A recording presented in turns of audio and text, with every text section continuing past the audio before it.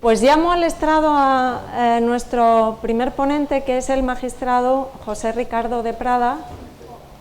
Aprovecho para presentarle. El magistrado José Ricardo de Prada es magistrado en la Sala de lo Penal de la Audiencia Nacional. Ese es solo uno de los elementos de su largo y extenso currículum, que ha estado siempre relacionado con el derecho internacional humanitario, con los derechos humanos. Es una persona particularmente implicada en la defensa de ambos ámbitos del derecho, y en este sentido ha participado en la Sala de Apelaciones del Tribunal para la Antigua Yugoslavia, participa en el mecanismo también residual de los tribunales ad hoc. Es decir, tiene una experiencia desde el punto de vista del derecho penal interno, pero también tiene una amplísima experiencia desde el punto de vista del derecho penal internacional, y participa también en la formación y en los procesos de paz en la medida en que implican la necesidad de formación de aquellos agentes que salen de un conflicto y que necesitan precisamente, bueno, pues unas pautas y una educación para integrarse en una sociedad pacificada. He resumido muy someramente el currículum del magistrado José Ricardo de Prada. Me ha dejado muchos méritos, tiene un premio impresionante, tiene muchas publicaciones, y bueno, simplemente con que pongáis en Google José Ricardo de Prada, pues podéis encontrar un repertorio extensísimo, y además es una persona extremadamente cercana, muy amable, como se puede ver, porque cuando ha llegado yo he dicho hola, buenas, no le conocía personalmente y pensé que era alguien que venía de alumno al curso. Fijaos mi atrevimiento. Bueno, pues the floor is yours. No sé si te puedo ayudar. Si puedo utilizar esto. ¿Vas a ponerte aquí? Voy a ponerme ahí. Vale. Pues vamos a hacerlo como me han enseñado. Ahora. Estupendo. Y nos sentamos Bueno, aquí, ¿no? se me oye más o menos, ¿no? Bien. Bueno, pues buenos días a todas y a todos. Y bueno, pues para mí pues es un placer inmenso estar en mi universidad. Yo soy de la Complutense, de hace, bueno, pues de la promoción. Mi promoción terminó en los 80, es decir, absoluta transición democrática, o transición, diríamos, democrática. Pero bueno, transición un poquito menos, pero bueno, lo de democrática posiblemente sí. Pero bueno, sí, en aquellos momentos de una universidad muy implicada en todo, es decir, en que la sociedad pasara de una dictadura a una democracia, y que, bueno, pues que las cosas fueran diferentes, ¿no? Para mí tiene un gran recuerdo la Universidad Complutense, por supuesto. Y bueno, pues también este lugar, este recinto también es muy interesante desde ese punto de vista, ¿no? Aquí han estudiado personajes muy importantes, muy interesantes, ¿no? Manuel Azaña estudió aquí, o sea, creo que no se llegó a licenciar de Derecho, porque se licenció luego creo que en Zaragoza, pero empezó aquí en esta Universidad de María Cristina, bueno, en lo que era antes. Sí, y sí, el Jardín de los Frailes se cuenta toda la historia de esta universidad. Pero bueno, bien, sin más eso, pues entro, bueno, pues sobre todo al turno de agradecimientos, o sea, por supuesto a la profesora Conde, o sea, que es una persona súper amable, con la que realmente, en fin, todo ha sido muy fácil, y a través de los correos electrónicos nos hemos puesto de acuerdo además eran unas visiones muy coincidentes de cómo tiene que ser un curso. Y bueno, y el resto de personas que bueno, pues que hacen posible este curso, Universidad Complutense, etcétera. Bueno, pues por supuesto autoridades, o sea, que están aquí, etcétera. Bien, vamos a ver. Me toca hacer una primera ponencia que me imagino que quiere ser introductoria de todo lo que va a acontecer en el curso, que yo creo que es muy interesante. El diseño del curso,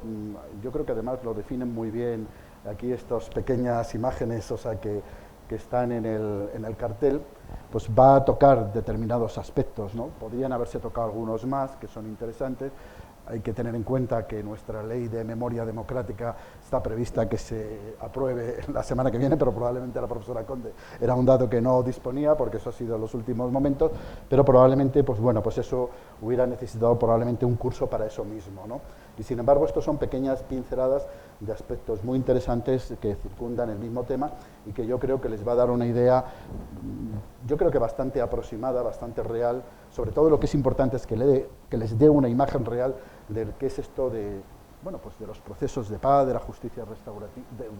restaurativa a la que se refiere ella. Yo no me voy a referir tanto a la justicia restaurativa, aunque es una de mis particulares aficiones, incluso desde el punto de vista profesional, bueno, aficiones, dedicaciones. Y concretamente me voy a dedicar más a lo que es la justicia transicional y un aspecto que yo creo que es por lo que la profesora Conde ha contado conmigo, que es precisamente la visión desde la justicia y los problemas que se plantea o que plantea la justicia en relación con otros aspectos, o sea, precisamente para una finalidad que se presupone que debe producirse, que son la reconciliación, ¿no? O sea, que además incluso forma parte por partida doble del título del curso. Si se dan cuenta, habla de procesos de paz y reconciliación y luego habla de objetivos irreconciliables, es decir, en el sentido negativo, es decir, o sea, de aquellas cosas que son conciliables, o sea, que son reconciliables y que son irreconciliables, ¿no? Entonces, vamos a ver, o sea, empezando desde el principio, porque me imagino que muy probablemente, viendo su juventud, no han tenido mucho contacto previo con esto de la justicia transicional y con lo que se trata, proceso de paz, etcétera. Si me equivoco me lo dicen, que si han tenido contacto previo me lo comentan y a lo mejor pues pasamos ya a otros aspectos, pero parto del principio de que no han tenido mucho contacto previo y de que sería conveniente pues por lo menos hablar o tocar algunos aspectos que le permita, bueno, pues asentar ciertos conceptos, ciertos elementos que, bueno, pues que luego van a estar permanentemente en el aire y que lógicamente tienen que, o sea, sobre los que ustedes tienen que tener las ideas más o menos claras, si se pueden tener las ideas más o menos claras, pero sobre todo fundamentalmente darse cuenta que van a ser objeto de mucho debate, que son aspectos pues muy controvertidos, que no dejan de ser difíciles, pero bueno, pero que están ahí. Me imagino que casi todos ustedes provienen del mundo del derecho,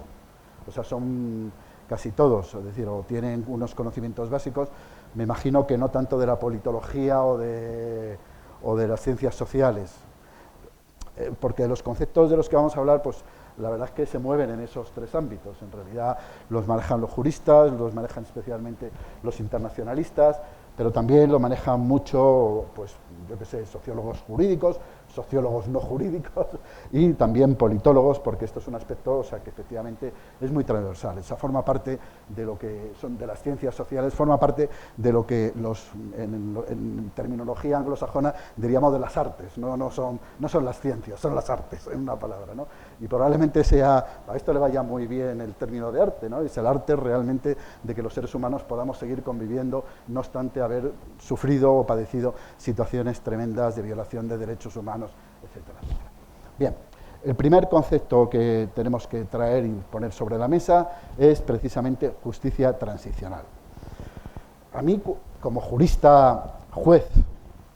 que me dedico a la aplicación del derecho, cuando me empiezan a poner adjetivos, o por lo menos esto era lo que yo pensaba antes, cuando empiezan a poner adjetivos al término justicia, pues me produce, pues no sé, me sobrecoge un poco y me pone muy en guardia, ¿no? Por lo menos este era el planteamiento que yo tenía antes, es decir, la justicia en realidad, tal como nos lo planteamos los operadores jurídicos y especialmente los operadores jurídicos que nos dedicamos a la aplicación estricta del derecho, claro, nos planteamos que la justicia tiene un fin en sí misma, que es en definitiva en que, bueno, pues resulte la justicia, la justicia que establece nuestra Constitución o que establece en definitiva todas las constituciones, la necesidad de que efectivamente los conflictos se resuelvan pacíficamente a través del derecho mediante la aplicación del derecho por parte de los jueces. Claro, si tú ya empiezas a poner otros adjetivos, bueno, pues justicia restaurativa, justicia transicional, justicia no sé qué, justicia no sé cuánto, pues claro, podría surgir un poco la sospecha, más o menos fundada o infundada, ya veremos, o sea, es lo que yo les voy a ir desvelando en mi intervención, de que efectivamente, bueno, pues lo que se quiere es ocultar el término justicia y hacer una especie como de birli-birloque, y entonces donde había justicia, pues resulta que ya no hay justicia y lo que hay es otra cosa que no es justicia, pero que se parece a la justicia, pero que no es justicia, en una palabra, es decir, o sea, una especie de juego de magia o de forma sofisticada de, bueno, pues de quitar o de no poner la justicia en el lugar que tenía que tener la justicia. Pero yo lo que les vengo a decir es que probablemente, vamos a ver, o sea, el concepto, lo que nos está enseñando la sociedad en estos momentos es que probablemente hay que plantearse otras formas de entender la justicia. Y de que realmente, bueno, pues efectivamente, decir, o sea, tenemos que aplicar las leyes, es fundamental aplicar las leyes, pero no deja de ser importante también otras finalidades y darse cuenta de que la justicia se imbrica dentro de determinados contextos donde aparece la comunidad, donde aparece la sociedad, donde aparecen las víctimas y donde realmente, o sea, la justicia no solamente ya, por lo menos la justicia penal, que es la que yo trabajo, en la que me he desempeñado en más de 30 años, ya no es simple y llanamente lo que comentaba la profesora Conde, ese juego entre, en fin, la persona presunto responsable, delincuente y el Estado, y entonces ahí no cabe nada más en ese, o sea, es el juez, el Estado, que es el que tiene interés en perseguir, o sea, y el acusado o el encausado, que es el que tiene que responder. No, aparece que la justicia, o sea, que hay una sociedad que está interesada en lo que pasa, o sea, que hay una comunidad, o sea, que tiene interés en lo que pasa, pero también existen otras personas, los seres humanos, o sea, que están afectados por el delito, que también tienen un cierto interés en saber qué es lo que pasa. Luego, por otra parte, también nos tenemos que dar cuenta de que la sociedad ha ido evolucionando enormemente y donde, bueno, pues hay un tema, que es el tema de los derechos humanos, que yo creo que ya se ha convertido en transversal absolutamente a todo. Y entonces, claro, el tema de los derechos humanos nos abre unas importantísimas nuevas perspectivas y nos obliga a replantearnos muchas cosas. Por supuesto, efectivamente, que es un presente en absolutamente todo, o sea, la actividad que pueden desarrollar los operadores jurídicos, sobre todo los judiciales, o sea, que tienen que tener en cuenta la Constitución en su conjunto y el ámbito internacional de los derechos humanos, etcétera, etcétera. Pero también hay que darse cuenta que los derechos humanos, bueno, pues también se producen determinadas situaciones, que es, pues bueno, pues lo que realmente motiva o es la razón de ser de la justicia transicional. Es decir, se han producido, podemos reconocer, todos ustedes seguros conocen, nuestro pasado histórico también así lo ha sido, que ha habido situaciones de violaciones masivas de derechos humanos, situaciones de guerra, situaciones de dictaduras, situaciones, ustedes se lo imaginan, todo. El vicerrector nos comentaba ese episodio que a mí me ha conmovido, de verdad, o sea, porque yo he visto efectivamente el asesinato de este hombre y he pensado, oh, es la barbarie humana que está asesinando, pero claro, el problema fundamentalmente hay que reconocer también que hay personajes, o sea, por supuesto, o sea, sin quitarle un ápice al tema de la muerte del ex primer ministro del gobierno japonés, o sea, hay que darse cuenta de que efectivamente, es decir, o sea, hubo un conflicto muy duro y muy terrible entre Japón y China y Corea, y efectivamente ese es un conflicto sin resolver. Entonces, la cuestión está en que eso, las violaciones de derechos humanos, o sea, pues efectivamente ahora se abordan, pero no se abordan desde hace mucho tiempo, se empiezan a abordar desde que, bueno, pues la civilización ha hecho que eso aparezca y sea un elemento con el que haya que contar. El tema de la justicia transicional, pues fíjense que ya hay incluso una genealogía de la justicia transicional, hay por ahí trabajos muy interesantes, si a ustedes les interesa este tema, donde verán cómo han sido el surgimiento de la justicia transicional y cómo se han ido desarrollando modelos de justicia transicional. Pero bueno, claro, yo me estoy a lo mejor anticipando y no les he dicho qué es eso de la justicia transicional. Pues apunten, la justicia transicional en realidad es, diría yo, que no tiene mucho de justicia o tiene algo de justicia, pero no todo es justicia. A lo mejor había que llamarlo derecho transicional u otra forma. Lo que ocurre es que, bueno, pues es un término acuñado, o sea, que proviene, en fin, de, bueno, pues de los que son, podríamos decir, los que lo han conceptualizado más, que son los anglosajones, y que han hablado precisamente de transitional justice. O sea, y entonces, bueno, pues eso significa que se haya traducido de una manera prácticamente literal. Pero, en realidad, bueno, pues tampoco nos tiene que llevar a engañar. El elemento justicia no es todo lo que aborda o todo lo que comprende la justicia transicional, sino es una parte relativamente pequeña o una parte, yo no digo ni pequeña ni grande, puede ser muy grande, pero que incluso puede ser prescindible dentro de los procesos de justicia transicional, porque los procesos de justicia transicional son procesos donde lo que se hacen es introducir ingredientes de varios tipos. Ingredientes como, probablemente ustedes, a ver si se les viene alguno a la cabeza, las comisiones de la verdad. Ustedes han oído hablar de las comisiones de la verdad. O sea, me imagino que sí han oído hablar de las comisiones de la verdad. ¿Hay aquí algún colombiano o colombiana? Usted. O sea, ¿qué ha ocurrido el día 28 de junio en su país? Vaya, bueno, bueno, pues que se ha presentado por la Comisión de la Verdad, pues en fin, el informe sobre lo que ha ocurrido, ¿cómo se llama? Sin verdad no hay futuro, ¿no? Me parece que se llama el informe. Y donde se pone de manifiesto exactamente los trabajos de más de 2 años, o sea, de la Comisión de la Verdad, y donde pues se ponen sobre la mesa una serie de, bueno, pues un trabajo inmenso, ingente, de tratar efectivamente de explicar qué es lo que ocurrió en el contexto del conflicto colombiano y fundamentalmente, o sea, a lo mejor lo que al final yo creo que se ha quedado la prensa, pues las cifras de la guerra, ¿no? De las que hablaremos a lo mejor en algún momento. Pero bueno, pero ya lo que me interesaba era eso, una comisión de la verdad. Una comisión de la verdad que es en definitiva una serie de personas más o menos consensuadas que lo que establecen es, estudian desde puntos de vista diferentes, o sea, y tratan de consensuar una visión de la visión de la Comisión de la Verdad de lo ocurrido. Ha habido históricamente muchísimas comisiones de la verdad en muchos conflictos, en Argentina, pues el informe Sábato, el informe Rettin, en Chile, o sea, en fin, muchísimos informes de comisiones de la verdad. Uno de los problemas que se plantea, por ejemplo, en relación con nuestra ley de memoria democrática, pues por ejemplo que no contempla la posibilidad, bueno, uno de los problemas, no lo sé si es un problema o es que a lo mejor está buscado y tiene que ser así, que no contempla una comisión de la verdad y que, bueno, pues eso tiene una cierta relevancia y una cierta importancia, teniendo en cuenta que de lo que estamos hablando es de un conjunto de elementos que se tienen que poner, o sea, es decir, un conjunto holístico, es decir, donde unos se combinan con otros de una manera holística para conseguir un determinado resultado y que en definitiva pues lo que pretenden es eso, servir de elemento que lleve de una situación de violación masiva de derechos humanos a una situación donde ya no exista eso y donde, bueno, pues pueda existir algo parecido a lo que, bueno, llamaríamos reconciliación. Bien, no solamente son las comisiones de la verdad se juntan, por ejemplo, con la justicia que normalmente son los tribunales, o siempre son los tribunales, lo único que no siempre los tribunales internos, o sea, los que en definitiva,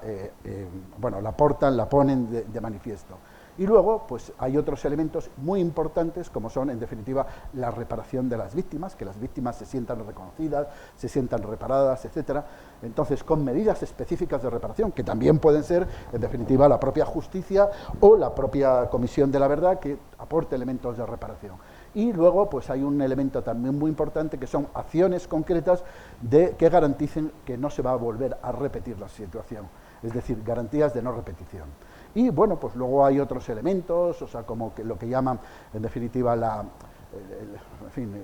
tiene difícil traducción, el vetting, el lustration, es decir,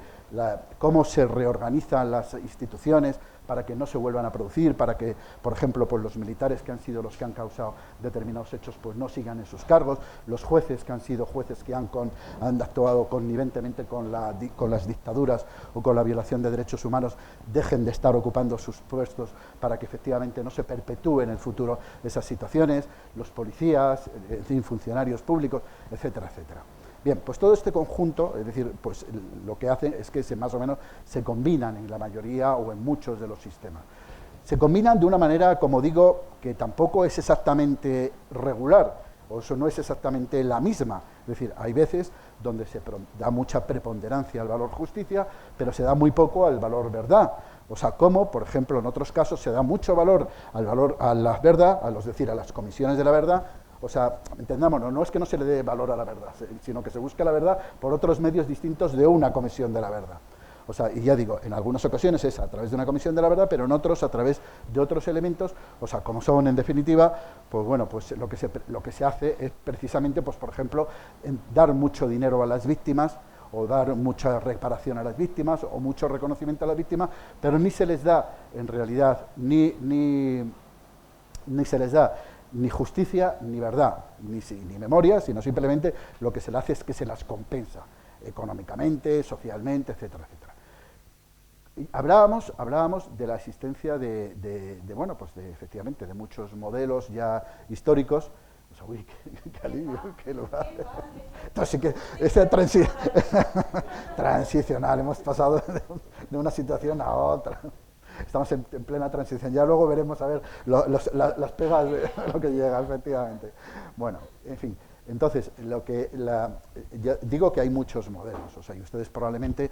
que me imagino que siguen la prensa, o sea, y que si están interesados en este curso es porque efectivamente ustedes son personas que leen la prensa, están interesados por nuestra sociedad, están interesados por lo que acontece y entonces, bueno, pues efectivamente detectan cuáles son las situaciones. Entonces, por ejemplo, ustedes me imagino que saben bueno, pues que tienen sitios como en Argentina, por ejemplo, que hubo una comisión de la verdad, que fue muy importante, o sea, que es la comisión extrasábato y tal, pero que luego, bueno, pues se hizo una justicia, pero que luego la justicia se quedó muy a medias, pero que luego se produjo otra segunda fase de la justicia transicional y entonces, bueno, pues empezó a haber justicia en serio y de verdad, etcétera, etcétera. Una vez, o sea, que desaparecieron determinados obstáculos. Hay sistemas, por ejemplo, ustedes han oído hablar de Sudáfrica, ¿no? O sea, bien, o sea, bueno, de todo lo que ocurrió, no ya sé que de Sudáfrica seguro que sí, ¿no? O sea, los mundiales hace unos cuantos años. No, me refiero a lo que ocurrió en Sudáfrica y efectivamente cómo se produjo un paso de una situación a otra. Y bueno, pues ¿qué es lo que ocurrió? ¿Qué es lo que caracterizó al sistema sudafricano? Pues el sistema sudafricano lo que le caracterizó fue que no hubo verdaderamente justicia. O sea, no hubo justicia. Se aplicó amnistías, o sea, en gran medida, y sobre todo lo que se utilizó fue el instrumento de las comisiones de la verdad. Y entonces, bueno, pues lo que hubo es verdad, mucha verdad, hasta donde la verdad puede llegar. Y efectivamente, bueno, pues eso fue el elemento que caracterizó a ese sistema. Y donde, bueno, pues mucho de lo que se dice, por ejemplo, de la justicia transicional y de las pegas que se ponen a la justicia transicional y decir, no, es que lo que se trata o lo que pretende la justicia transicional es evitar el tema de la justicia, ¿no? Porque hay gente, en el fondo, muy justiciera, ¿no? Y entonces que dice, no, es que la justicia tiene que estar presente, o sea, porque justitia perit mundi, o sea, la justicia y aunque perezca el mundo. O sea, que parece que es el planteamiento de mucha gente. Y frente a eso, pues ya veremos que efectivamente hay otros planteamientos que dicen, no, vamos a ver, la justicia en su justa medida. O sea, pero bueno, bien. Otros sistemas, pues efectivamente, es decir, hay otros sistemas, por ejemplo, absolutamente antagónicos, como es, por ejemplo, pues eso, el de Bosnia-Herzegovina. Ahí, la imagen de la izquierda, o sea, que son las imágenes de Srebrenica que se conmemora precisamente todos los 14 o 15 es decir, ahora en estas fechas ya verán ustedes como siempre hay un acto que se produce en Srebrenica, o sea, de conmemoración de las víctimas del genocidio de Srebrenica. Y entonces, bueno, pues ¿qué es lo que tiene como característica fundamental todo el sistema de justicia transicional que se llevó a cabo en esta situación de la antigua Yugoslavia, de la guerra de los Balcanes, o sea, y especialmente de Bosnia-Herzegovina y, bueno, y Croacia? Pues fundamentalmente el que, bueno, pues ha habido justicia por parte tanto de los tribunales internacionales, que se han preocupado, es decir, se creó un tribunal específico, el Tribunal Penal para la antigua Yugoslavia, de la que le sucede el mecanismo residual para los tribunales internacionales en el que yo estoy, como también se ha creado tribunales específicos internacionalizados en el orden interno, como la Sala de Crímenes de Guerra de Bosnia-Herzegovina, en la que estuve del 2005 al 2008, pero también hay una justicia interna, o sea, que pretende de alguna manera abarcar todo lo posible, es decir, los varios decenas de miles, por lo menos una decena, entre 13.000 y 15.000 posibles criminales de guerra están dispuestos a juzgarlos todos y cada uno de ellos. Bueno, todos los que en principio ha permitido el propio tribunal de la antigua Yugoslavia, que hizo un expurgo para que no existieran persecuciones infundadas. Bien, el tema es que eso es un sistema, pero claro, una de las cosas es que no ha habido comisión de la verdad. Ha habido intentos, ha habido intentos internacionales, pues por ejemplo, de establecer, de censar perfectamente las víctimas, de establecer iniciativas más o menos, pero no podíamos decir una estrategia de verdad, o sea, que permitiera dar una satisfacción. Ya verán ustedes, en definitiva, en la conferencia, luego en la mesa redonda, donde, bueno, pues los dos profesores son magníficos, o sea, tanto el profesor Álvarez, o sea, como la profesora, no sé, no me acuerdo, sí, yo la conozco por Ruth, o sea, con la que coincidí en alguno, como efectivamente, es decir, porque coincidí con Ruth hablando precisamente de estos, bueno, del tema de Bosnia-Herzegovina hace unos meses. Y entonces verán cómo efectivamente, bueno, pues la situación, el profesor Javier Chincha, ¿qué tal? Bueno, y entonces, o sea, lo que como verán, efectivamente, es decir, o sea, la situación es que muy lejos de lo que en principio era esperable, pues nos encontramos con que, bueno, pues ahora,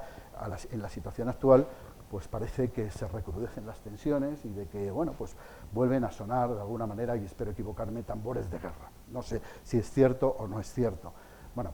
vamos a ver, o sea, yo personalmente pienso que hay muchas tensiones y que la comunidad internacional conseguirá, pues, establecer, dar salidas para que efectivamente no se vuelva a producir, no se vuelvan a romper hostilidades en los Balcanes. Sería una cuestión absolutamente triste. Lo que pasa es que, bueno, yo cuando estuve allí ya se hablaba en aquel momento de que, bueno, no, si las armas están simplemente enterradas. Esto es un intermedio de un partido que se va a jugar en muchos tiempos, y que efectivamente, bueno, pues veremos a ver cuándo vamos a continuar con nuestra pelea. Bien, bueno, esto, bueno, pues nos pone y nos lleva un poco al segundo de los conceptos que era absolutamente imprescindible. ¿Cuánto tiempo tengo? No, 15 minutos, bueno, un poquito más, ¿no? Sí, bueno. Bueno, el segundo de los conceptos que yo creo que resulta fundamental, que es este que nos ha introducido a hablar de Bosnia-Herzegovina, que es en definitiva el tema de la reconciliación. Vamos a ver, ¿qué es eso de la reconciliación? Vamos a ver, eso es un tema francamente difícil y complicado. O sea, realmente, vamos a ver, se ha querido conceptualizar, se quiere decir, bueno, reconciliación, tal, parece en el fondo, vamos a ver, tiene muchos rasgos, muchos perfiles morales, muchos perfiles religiosos, o sea, hablamos de la reconciliación y tal. Yo, francamente, no, vamos a ver, yo no critico a mí no me importan, o sea, yo, sinceramente, que todos esos rasgos intersubjetivos y simbólicos de la reconciliación me gustan. O sea, yo cada día estoy más convencido, o sea, de que efectivamente el Ubuntu, por ejemplo, de Desmond Tutu, bueno, y concretamente, por ejemplo, la armonización y ciertos aspectos, por ejemplo, de un proceso de paz que a mí me apasiona especialmente, y de un sistema de paz y de un sistema de justicia transicional que me apasiona, que es el sistema colombiano, está un poco o bastante entreverado por la búsqueda de esos elementos y donde la aportación del elemento indigenista y de la búsqueda de la armonización social y de la armonización personal, etcétera, etcétera, son elementos muy interesantes y muy valorables. Sin embargo, bueno, desde un punto de vista de los estudiosos de las ciencias sociales, o sea, pues realmente lo que se plantea es que efectivamente, bueno, pues hay que tratar, o sea, de alguna manera, vamos a ver, si no de buscar una definición que nos valga y nos convenza a todos, sí por lo menos de describir qué es eso de la reconciliación, y bueno, pues tratar de por lo menos establecer ciertas categorías o ciertos, en fin, estadios de la reconciliación, planteárselo si es un fin, en definitiva, de la justicia transicional, es un medio de la justicia transicional o es en realidad un proceso en sí mismo. O sea, el proceso hacia la reconciliación, bueno, lo que ustedes quieran, yo personalmente pienso que es un proceso, siempre es un proceso. Reconciliarse con los otros es siempre limar asperezas con los otros, ¿no? Y tiene todos esos componentes que les digo. Pero desde un punto de vista, en fin, de lo que es útil para las ciencias sociales y especialmente para la politología, es efectivamente, bueno, pues que permita, o sea, que las sociedades puedan seguir conviviendo. O sea, con un mínimo de paz y de tranquilidad, que haya por lo menos una reconstrucción institucional más o menos aceptada y una confianza institucional de toda la ciudadanía, y que permita de alguna manera el seguir dando pasos. Porque eso es, por ejemplo, lo que no ha ocurrido en Bosnia-Herzegovina, donde, bueno, pues los acuerdos de Dayton, en realidad, pues bueno, pues lo que hicieron fue establecer un sistema pues muy complejo, donde con varias entities, o sea, pues la República Srpska, la Federación Bosnia-Herzegovina, etcétera, etcétera. Es decir, y eso, o sea, pues con presidentes rotatorios y con un sistema interinstitucional complicadísimo, aparte de que no ha habido búsqueda o compromiso estratégico con la verdad, por llamarlo de alguna manera, ¿no?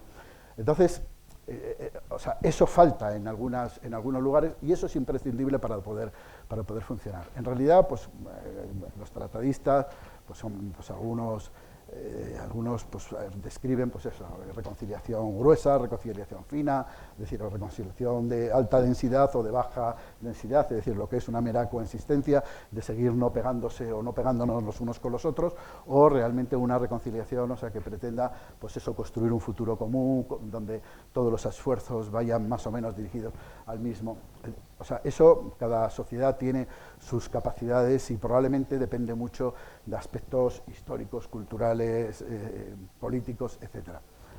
Diríamos que lo que es imprescindible es, cuando menos, que haya una reconciliación sociopolítica, institucional y mínima, de que por lo menos, en definitiva, no haya tensiones interpersonales lo suficientemente fuertes como para que efectivamente eso perturbe gravemente lo que es la convivencia ciudadana y la convivencia pública, ¿no? Entonces, diríamos que es simplemente una especie de meta que se consigue pues, a través del trabajo, etcétera, etcétera. El problema fundamentalmente está en que, y es lo que, lo que nos plantea realmente este curso, ¿no? Es decir, esta búsqueda de la reconciliación es conciliable, mejor dicho, perdón, no reconciliable, sino conciliable, o sea, con la justicia. La justicia, o sea, bueno, pues efectivamente, en principio lo que pretende la justicia, pues ya les he dicho, bueno, pues pronunciarse en aplicación de las leyes sobre una situación. El problema fundamentalmente es que normalmente, y yo creo que precisamente ha sido quizá Colombia, tanto en el proceso de paz anterior con los paramilitares, es decir, lo que se llamó proceso de justicia y paz, que se inició en 2005, aunque ya había habido intentos anteriormente, pero sobre todo a partir de 2005, y luego con el proceso de paz con las FARC, se ha buscado otras formas no tanto de justicia, porque la justicia en realidad funciona de la misma manera, es decir, somos jueces más o menos designados ad hoc o más o menos profesionales, o designados de la manera que sea. Lo de designación ad hoc no es que sea, en definitiva, nada peyorativo, es decir, cuando hablamos de tribunales ad hoc, estamos hablando de tribunales con jueces designados específicamente para ello, pero de personas que tienen todas las características y deben de tener toda la confianza institucional. No quiero equivocarme, por ejemplo, todos los magistrados de la JEP son magistrados designados por un comité de escogencia, o sea, donde ha valorado sus cualidades, etcétera, etcétera. Bien, entonces lo que le digo es que la justicia de los jueces es una justicia que se da pues, aplicando las leyes, aplicando un sistema más o menos reglado de examen y de análisis probatorio, donde se determinan las culpabilidades y las inocencias. El problema fundamentalmente son las normas que establecen y sobre todo, bueno, pues, qué es lo que quiere el legislador con las penas que se imponen. O sea, la retribución, es decir, retribuir conductas, o se buscan otras cosas distintas de la retribución. Y es donde precisamente nos metemos en el mundo de la justicia restaurativa y de esa otra justicia que lo que pretende es transformar sociedades y lo que pretende de alguna manera es buscar soluciones más que plantear problemas. Es ahí donde realmente, bueno, pues efectivamente, yo acuérdense que hablaba, no, es que a mí me produce mucha desconfianza, o sea, cuando hablamos de justicia, ¿no? La justicia que se hace y se va a hacer por parte por ejemplo, de la Jurisdicción Especial para la Paz, o de Justicia y Paz en Colombia, es la justicia tradicional, de siempre, de que hacemos los jueces, es decir, no hay diferencia. O sea, lo único que efectivamente hay una visión distinta por parte en el diseño, donde se establece que el sistema de penas son diferentes y que las finalidades de las penas son absolutamente diferentes. Entonces, bueno, pues por ejemplo, pues en el sistema de la JEP, pues hay podríamos decir, unos puntos de salida, unos puntos de fuga de la justicia que permiten, pues por ejemplo, pues lo típico, establecer amnistías, o sea, en relación con delitos que no sean de los que les voy a comentar después, como también fundamentalmente, bueno, pues personas que han reconocido los hechos, pues obtener de alguna manera sanciones rápidas, pero sanciones, o sea, con penas sustitutivas de mucha menor entidad que le pudiera corresponder en otro caso, y que además sean sustituibles por cuestiones, o sea, que puedan ser beneficiosas para la sociedad. O sea, en forma de justicia restaurativa. Entonces, Bueno, pues eso es un diseño que hace el legislador en su momento, o el legislador o los acuerdos de paz. Eso tiene reconocimiento constitucional en Colombia. O sea, no es ningún invento ni algo que se ha puesto ahí postizo, es algo que está y que forma parte del conglomerado jurídico colombiano. Entonces, vamos a ver, entonces ya estamos hablando ya de otra cosa, es decir, no estamos hablando de que se trate de inventos, o sea, que pretendan sustituir la justicia por otras cosas, estamos hablando de sistemas de justicia únicamente que diferentes, diseñados de una manera diferente y diseñados para unas finalidades diferentes y, en definitiva, en un plano de legalidad, lo mismo que cualquier otro, de legalidad y de constitucionalidad, que yo creo que esto es realmente muy importante, sobre todo en el sistema colombiano. Eso, que, por ejemplo, que tenemos en este caso, pero claro, hay en otros casos donde lo que nos planteamos es, bueno, pues efectivamente, es decir, una tensión tremenda entre la justicia y la reconciliación. ¿Dónde, por ejemplo, se ha producido, dónde yo he percibido esta tensión tremenda entre justicia y reconciliación? Pues una vez más, Bosnia-Herzegovina. Es decir, por ejemplo, o sea, en mi actividad en el mecanismo residual, pues tuve la oportunidad, por ejemplo, de participar en la apelación del juicio de Radovan Karadzic. O sea, Radovan Karadzic fue uno el personaje político más importante en la guerra de los Balcanes, bueno, por lo menos en los episodios que ocurrieron en relación con Bosnia-Herzegovina. Y entonces, o sea, bueno, pues yo lo que sí me percaté es de que efectivamente, de que por una parte, o sea, ya de una manera muy dudosa, la justicia había conseguido unos grandes había cumplido sus objetivos de buscar, o sea, de dar una justicia que satisfaciera a todo el mundo, pero donde ya producía una insatisfacción absoluta es en relación con una de las partes del conflicto.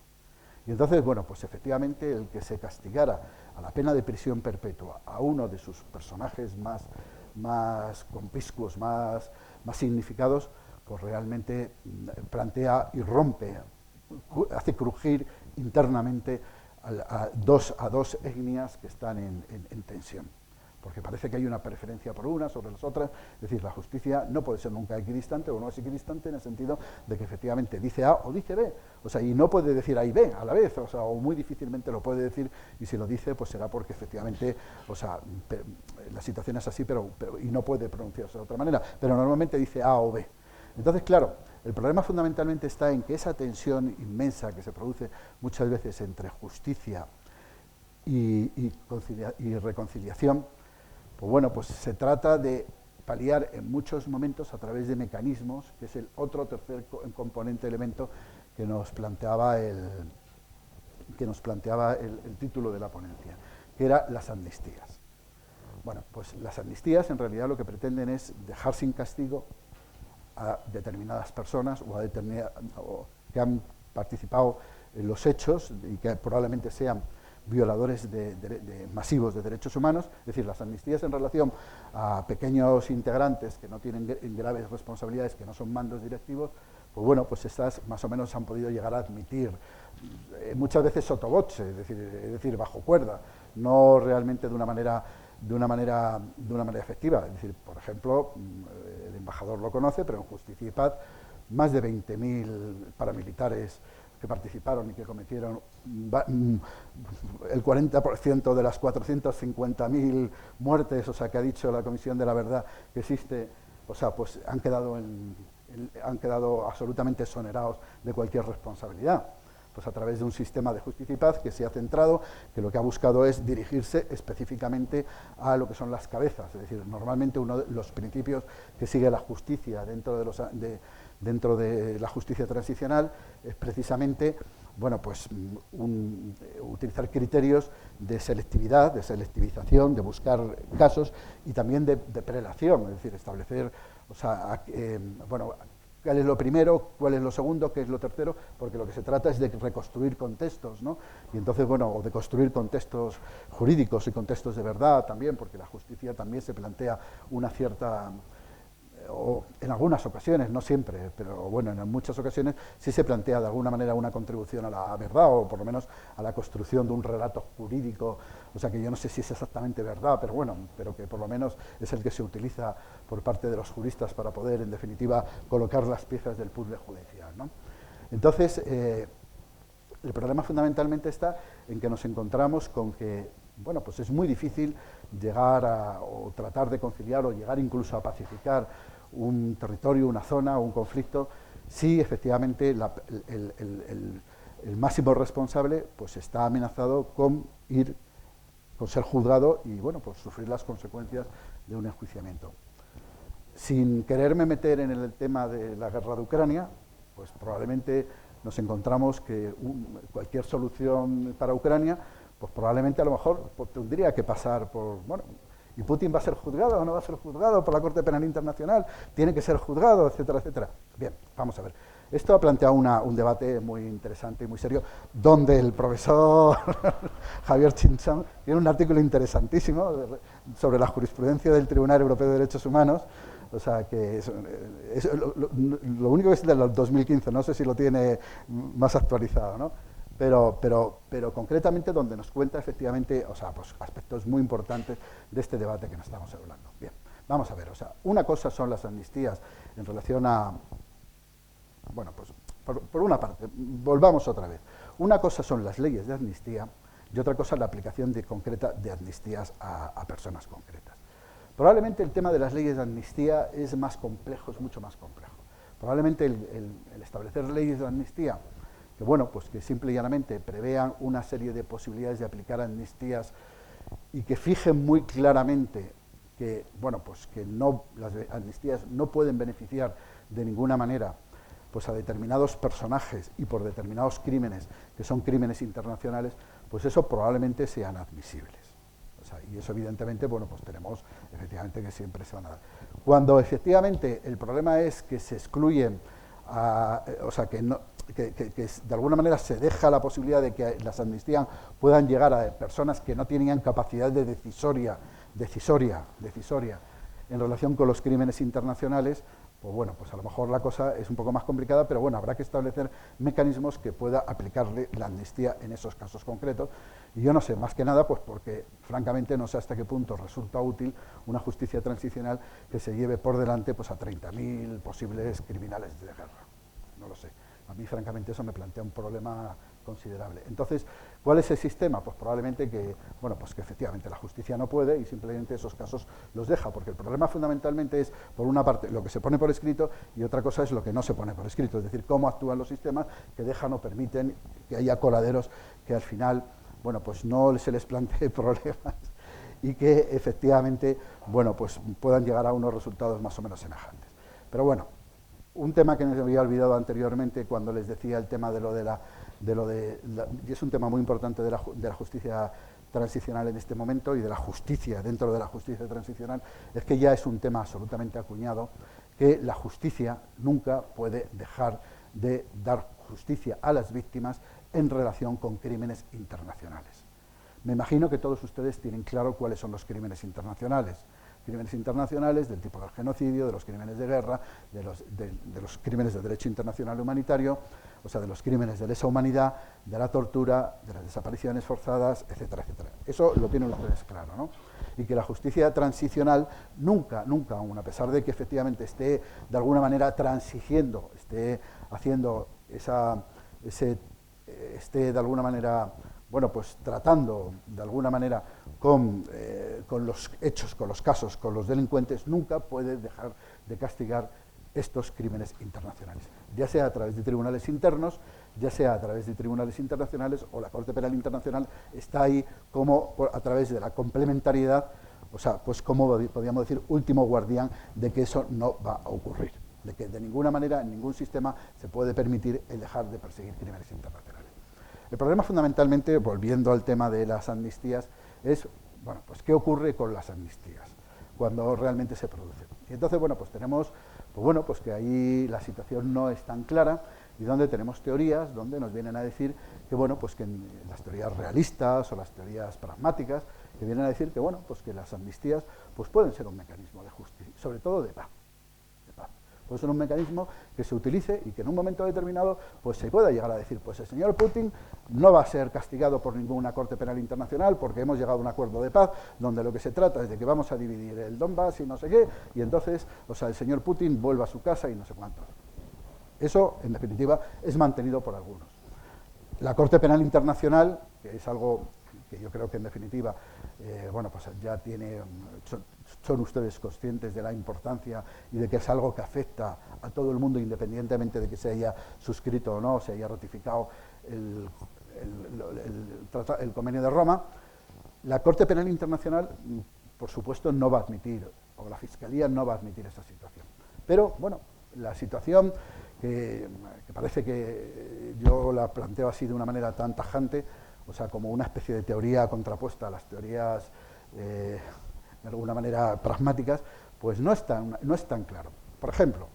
en la jurisprudencia internacional nos encontramos con que efectivamente, bueno, pues aparece la jurisprudencia de la Corte Interamericana de Derechos Humanos a partir de una sentencia muy conocida, Barresotos contra Perú, donde efectivamente, o sea, establece que las amnistías nunca podrían, o sea, dejar o impedir la persecución de estos crímenes internacionales. Lo que pasa es que, bueno, pues que tampoco, bueno, la Corte Interamericana de Derechos Humanos yo creo que ha sido permanentemente acorde y coherente con este pronunciamiento. Lo único que ha habido algún voto particular, ¿no? Creo que es en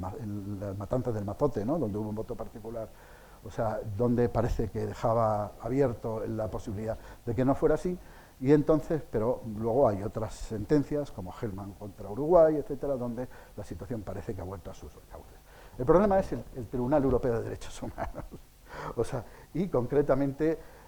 bueno, pues la jurisprudencia un tanto dubitativa, que nos lo explica muy bien en su artículo el profesor, yo les animo a que lean el artículo del profesor Chinchón, o sea, que nos explica muy bien toda esta cuestión y de una manera además muy didáctica, ¿no? Entonces tenemos por una parte, o sea, una etapa previa, la de la famosa, bueno, era un dictamen del Comité de Derechos Humanos de la antigua Comisión de Derechos Humanos, antes el Tribunal Europeo de Derechos Humanos tenía una comisión y tenía un tribunal, luego desapareció la comisión y funciona de otra manera, pero antes la comisión era, podríamos decir, una etapa previa. Hay una resolución, una decisión de la Comisión Europea, la Dujardin, ¿no? Contra Francia, en relación con temas de Nueva Caledonia, donde lo que viene a decir es que no, que es perfectamente posible la existencia, o no es incompatible, mejor dicho, con el Convenio Europeo de Derechos Humanos, la existencia de leyes de amnistía o previsiones de amnistía. Esta situación, pues parece que en definitiva ha sido revisada, pero ha sido revisada de una manera muy light, y se recogen, y recoge además incluso las discusiones terminológicas del profesor Chinchón en relación con varias resoluciones referidas a Turquía, donde de forma obiter dicta, es decir, sin que se refiera al fondo del asunto, sino de una manera puramente incidental, el Tribunal Europeo de Derechos Humanos lo que viene a decir es que, bueno, que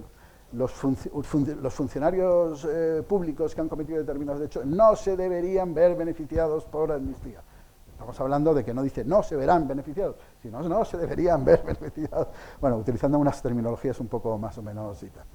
Y entonces, bueno, pues parece que ahí no establece de una manera firme el tema. Luego hay otra sentencia, que es la Uldada, donde, bueno, pues donde vuelve otra vez también a dejarnos mucho la duda, porque aun a pesar de que, o sea, lo que viene a decirnos concretamente, o sea, es un caso en relación a Mauritania, y si yo recuerdo, pues era la ley de amnistía de 1993 de Mauritania, y entonces lo que viene a decir es, bueno, o sea, vamos a ver, la ley de amnistía de Mauritania, o mejor dicho, la práctica de la amnistía de Mauritania, son contrarias al Convenio Europeo de Derechos Humanos, o sea, pero no viene a decir exactamente porque las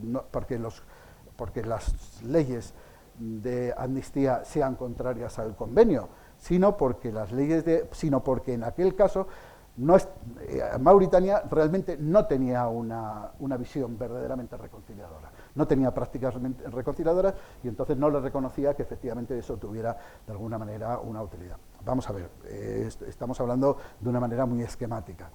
y bueno, pues efectivamente nos deja mucho en la duda. Y luego, pues al final, el problema fundamentalmente es que, bueno, pues yo la última sentencia, yo no conozco si hay otra más, la Margus famosa, o sea, contra Croacia, en relación con las leyes croatas, pues lo que viene a decir más o menos es que, bueno, que sí, que las leyes de amnistía son contrarias al Convenio Europeo de Derechos Humanos, artículo 2, artículo 3, etcétera, etcétera, pero bueno, pero que en el caso de que, o sea, existieran, pues bueno, pues es que pues habría que ver, o sea, con lo cual, en definitiva, pues bueno, o sea, bueno, dejando, es decir, o por lo menos no zanjando de una manera definitiva el debate sobre si las leyes de amnistía son posibles o no. Vamos a ver, el planteamiento que yo creo que único que es posible tener desde una perspectiva seria de los derechos humanos y que yo creo que tiene apoyo en la legalidad internacional y sobre todo fundamentalmente en este momento a través de la supervisión de la Corte Penal Internacional, es que por supuesto no es posible amnistías que afecten, que beneficien de ninguna manera a los, por lo menos los grandes responsables de crímenes internacionales. Genocidio, crímenes de guerra, o sea, crímenes contra la humanidad,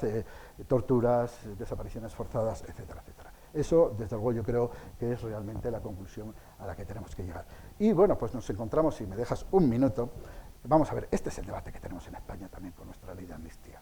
En realidad, el problema fundamentalmente está en que hace muy poco tiempo el Tribunal Constitucional se ha pronunciado, se ha cargado la posible aplicación del derecho internacional en el tema del franquismo, pero ha dejado un tema abierto, o sea, y no se ha pronunciado sobre el tema de la amnistía. Entonces, vamos a ver, seriamente, ¿es posible una amnistía como la establecida en la Ley 46/1976, que exonere de responsabilidad por crímenes internacionales? ¿Es admisible, es sostenible? ¿No tendría que pronunciarse ya de una vez el Tribunal Constitucional? No, yo no me lo planteo, es decir, en la tramitación del proyecto de ley ha habido muchas posiciones. Ha habido posiciones que han hecho una franca afirmación del derecho internacional. Esto no puede haber nada que vaya contra el derecho internacional, etcétera, etcétera, pensando que eso realmente de alguna manera, bueno, pues era aplicable también a la ley de amnistía. Y ha habido otros partidos políticos, por ejemplo, como Esquerra Republicana de Cataluña, que lo que pretendía era la eliminación absoluta, o sea, la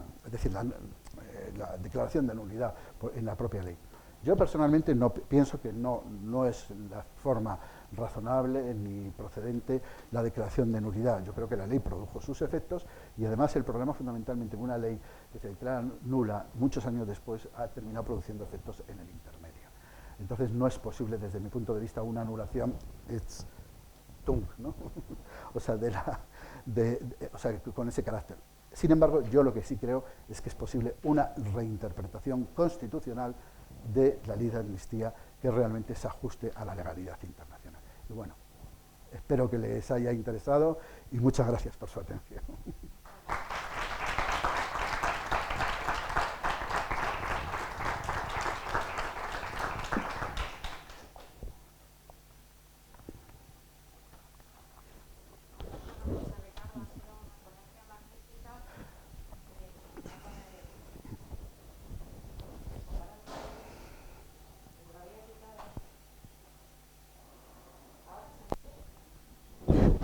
Ha sido una ponencia realmente magnífica y yo lo que lamento es haberte enseñado como una bruja el reloj, pero no sabía de qué forma hacerlo más educadamente. La verdad es que estoy segura de que nos pudieras haber ilustrado muchísimo más. Lo que pasa es que tenemos...